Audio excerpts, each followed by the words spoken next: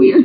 Like your body is rejecting this area because Kody is here. Yeah, I have to meet with him tomorrow, so maybe I don't want to talk to him. Ew. Don't you wish he could lose his voice? Like, come on. He's too busy losing his hair, Angela. He doesn't have time for that. Honestly. He really. My two friends are Angela and Christina. I struggled for years to find friends in Flagstaff, and then I finally found them about a year or so before I moved away. So, hi, besties. Welcome back to my channel. Did any of you ever read Christine Brown Woolley's book, the part where she talks about how Kody used Robyn to pressure her, pass along messages, or basically act like the go-between? Christine would confide something to Robyn, and Robyn would run that straight back to Kody. And do you remember the section where Christine explains how Robyn confronted her about no longer giving Kody massages? Ring a bell? If not, let me remind you. Christine writes that she quickly realized anything she said to Robyn would make its way back to Kody, and often with a twist.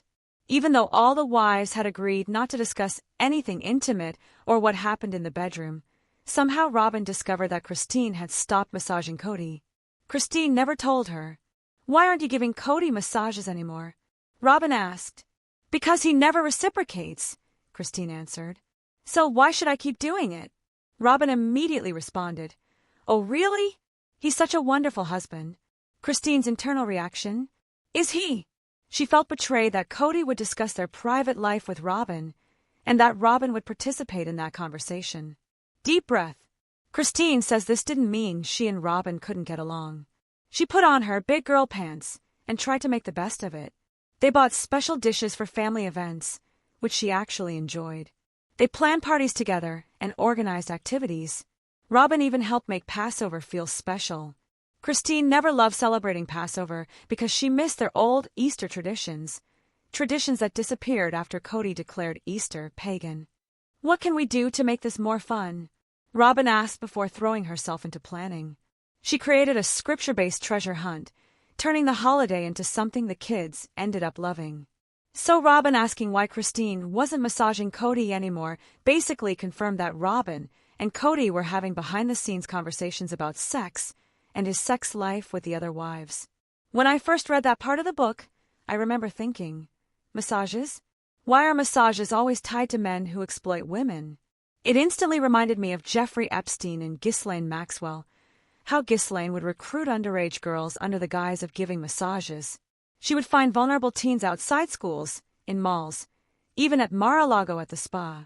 She would offer them a couple $100, pretend they were hiring for a masseuse job, and then bring them straight to Epstein.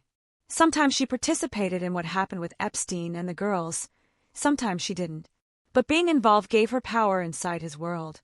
She worked for him for years, earned big money, lived a cushy life while he took care of her financially because he was a billionaire and she wasn't. She gained influence and willingly engaged in his operations, which is exactly why she's in prison now. And I sincerely hope she never gets pardoned. The point is, women helping men manipulate or control other women is extremely common. And when a woman is placed in that role, she often uses it for her own power. In polygamous communities, the same pattern exists. Just like Epstein used Ghislaine to recruit teenage girls, men in the AUB have historically used their wives to find new, often very young, potential wives. Not necessarily in Kody's family, but in the culture in general. Women are frequently used as bait to bring new women into the family. The head wife, or favorite wife, usually ends up with the most authority. She gets to set the rules for the household, has the nicest living space, gets the most time with the husband, and her children often receive the best treatment. There is always a hierarchy, and that hierarchy almost always mirrors the structure of trafficking, because why else would a woman help recruit another woman unless she was getting something out of it? In polygamy, the women start out as victims because they've been groomed since childhood, but over time, many of them become perpetrators themselves. Janelle sits down with her friends and breaks down this dynamic, one we rarely hear discussed openly, right before her meeting with Kody and Robyn about closing the Coyote Pass property. Her point is simple. Women often play a crucial role in pulling other women into these systems. Robyn approaching Christine about massages, questioning her, and pushing her about it is not much different from Ghislaine Maxwell pressuring Epstein's victims to participate in things they didn't want to do. Does that mean Robyn is Ghislaine Maxwell? No. But in almost every case of exploitation, there's always a Ghislaine, a woman who enforces the man's rules on other women. And yes, people struggle to accept this, but polygamy does meet the definition of trafficking. It's considered a form of labor and reproductive exploitation. The men use the women for children, money, and to build their version of a kingdom, while the women have almost no rights within the belief system. They must obey the man's every command. It feels harder to recognize it on Sister Wives because we've followed this family on TV for over a decade, but what you're watching are women slowly leaving a traffic lifestyle, even if they aren't calling it that. Maybe one day they will, but for now, they're not ready to use that language, and that's okay. Christine once said to me, "You know, most men are not nearly as exhausting as Kody was." What? Meanwhile, Kody and Robyn appear genuinely happy together, at least on the surface. It's almost like Robyn is a bit blind to reality, like she refuses to see anything negative about him. Oh no, I genuinely think they're perfectly matched. It's interesting that Janelle uses the phrase, equally yoked, because that's not a term you usually hear applied to people who might have harmful or manipulative intentions. In the Christian Bible, being equally yoked refers to surrounding yourself with people who share your values, morals, and life goals. It's about being aligned spiritually and ethically. In more extreme religious groups, especially cult-like environments, leaders twist the phrase to tell members they cannot associate with anyone who isn't equally yoked. That means they shouldn't work for employers who don't share their beliefs, shouldn't have friends outside the group, and should only engage with people who mirror the same worldview. So the phrase itself isn't negative. Janelle uses it here to say that Kody and Robyn share the same goals, the same mission, the same mindset. They think alike. They're committed to the same agenda. They're in sync about what they want their world to look like and how they want to shape it. She doesn't view Robyn as some helpless victim. Now, the reality in polygamy, as I've said before, is that women can be both victims of the man and perpetrators of harm to others at the same time. So yes, Robyn can be a victim of the system, but she can also inflict the system's damage onto the other wives.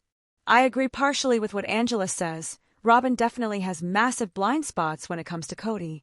She refuses to see anything bad in him, and I totally agree with that part.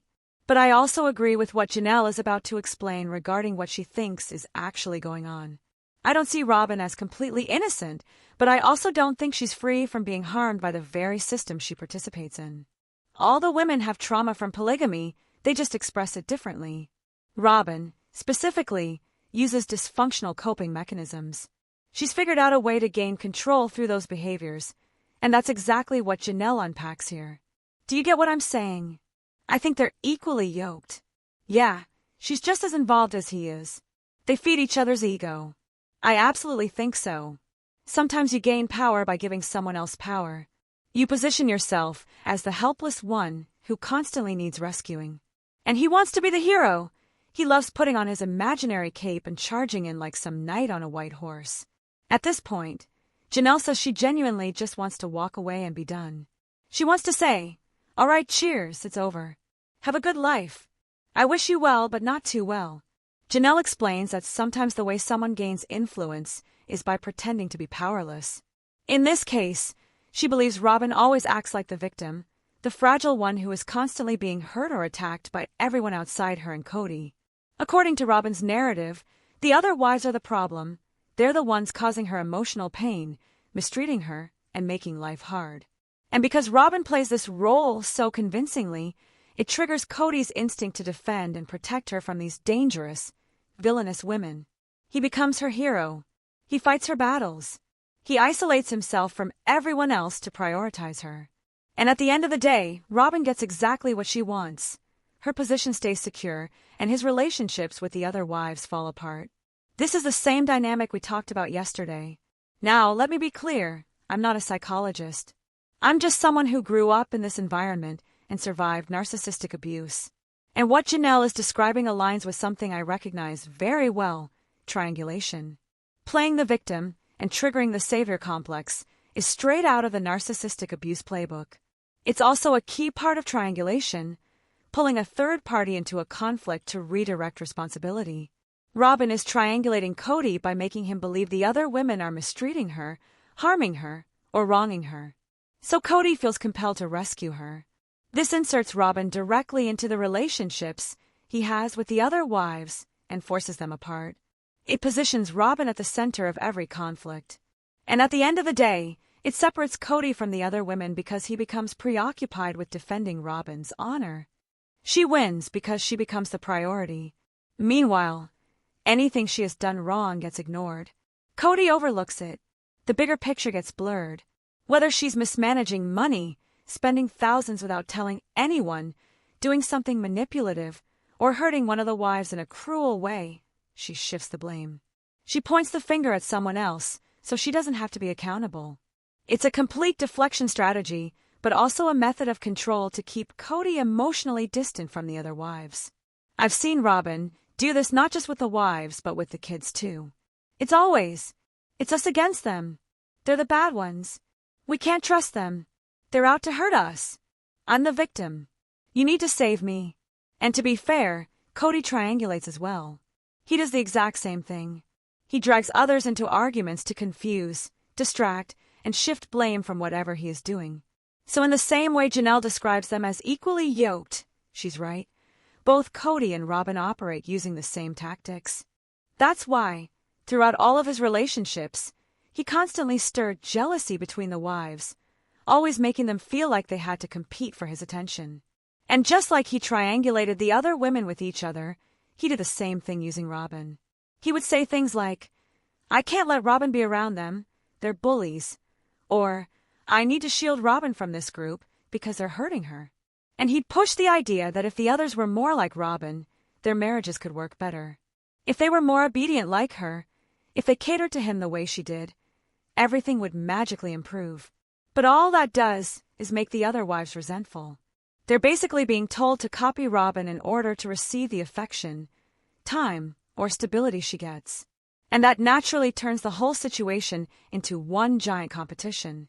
So it absolutely goes both ways, and I understand exactly what Janelle is pointing out. On the flip side, she's not just acting helpless. She's using this whole damsel in distress persona to gain influence and push Kody away from everyone else. By keeping him isolated and emotionally dependent, she gets to be the one calling the shots. And instead of fighting her own battles, she lets Kody explode on her behalf. And when she acts unfazed by Kody's rage, pretending his anger is just him needing to act right, that's not innocence, it's strategy. She benefits from his temper. She knows that if she pushes the right buttons, he'll snap, and then he'll storm off to defend her honor. His unhinged outbursts become a weapon she can aim at whoever she wants. Honestly, Robyn and Kody remind me a lot of another chaotic pair we talk about on this channel, Blake Lively and Ryan Reynolds. The similarities are wild. When you put two narcissists together, they feed off each other's dysfunction. They amplify each other's worst impulses while playing mind games that inflate their egos. So, say Ryan gets jealous over someone Blake is talking to, she'll intentionally push that insecurity even further, just to fuel her own ego and make herself seem irresistible. And Kody and Robyn function the same way, just in a totally different environment and culture. The bigger issue is that two narcissists rarely last forever. Eventually one of them gets tired, or the relationship blows up because neither can control the other long term. There's only so much loyalty they can realistically maintain before one decides the dynamic isn't benefiting them anymore. Narcissistic partnerships almost always combust. One person eventually realizes they can't compete with or manipulate the other the way they want to. Right now, Robyn has positioned herself as the powerful one by playing these calculated games. She figured out early on that the fastest way to gain control was to act like someone constantly in need of rescuing, someone fragile that Kody had to save. And once he stepped into that hero role, she was able to gain influence over him, the finances, and the direction of the entire family. Meanwhile, she's working behind the scenes, pulling strings and making decisions while he goes out and takes the blame, thinking he's choosing everything on his own. And that's how she ended up with the money, the authority, and the final say.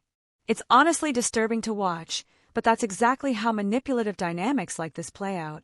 Anyway, let me know what you think about all of this in the comments. I really want to hear your take. Don't forget to give the video a thumbs up, hit subscribe if you're new, and tap the notification bell so you never miss an upload. Thanks for hanging out, besties. Bye.